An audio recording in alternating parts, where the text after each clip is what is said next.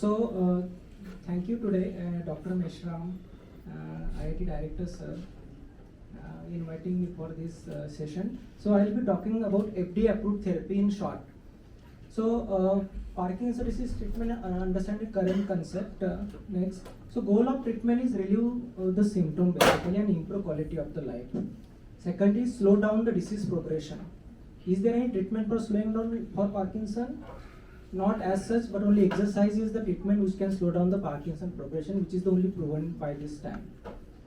How to manage the minor symptoms, then improve the motor functions like reduce tremors, stiffness मतलब जो जकड़न रहता है, bradykinesia मतलब slowness of activity मतलब जितना गति धीमी हो जाती है, and enhance the daily functionality basically improving the mobility and independence मतलब कि डे टू डे लाइफ में जैसे कैसे खाना खाना है, कैसे वॉक करना है, कैसे बात करना है, all this is the our aim to improve the patients when they come to us. So we target each and every part.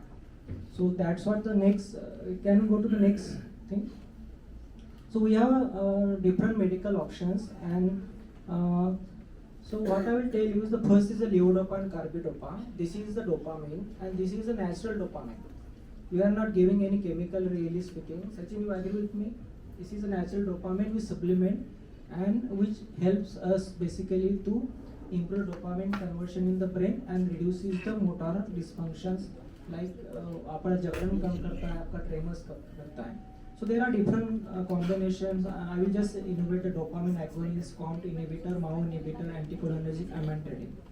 Every drug is used in different aspects to improve mobility, tremors, and improve the functional outcome. We choose the different combination depends on the patient age, mobility.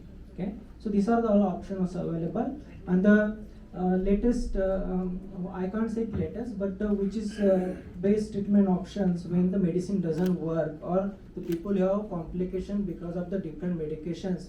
There are two approved options all over the world, which is a deep brain stimulation where it is a pacemaker of the brain, which is like a heart pacemaker, where we insert a two electron in both sides of the brain and stimulate the brain tissue.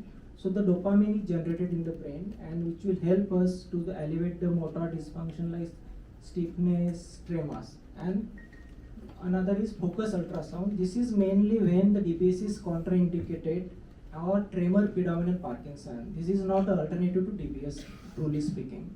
So this is used only when the tremors are the predominant symptom and which not allow us to work. So I have few comments to the Amay and the team. So your device is very good in the walk device. Along with the walk device, what we observe in last 10 to 15 years of our practice, when the patients are mentally busy doing the activities, their gait improves, their tremor improves. So along with the any motor device, can we combine the motor device plus some mental activity together, which will definitely help us to improve the gait, which is called basically cueing. If you have read about the cueing, there are two types of cueing. Is a motor cueing, one is a mental cueing, which involves the frontal lobe. So we should have something thing in the future like motor stimulus plus the mental activity, because simple thing what we observe during the gait apraxia in the Parkinson, if people watches towards their feet during the walking, their gait improves substantially. Okay, or if they stop, their gait improves very substantially. Because this simple cueing can sometimes makes a difference of 20 to 30%. Okay, in the walking and the gait. Okay, so we can combine all these small cueing like sensory, like one is visual, one is auditory, one is tactile.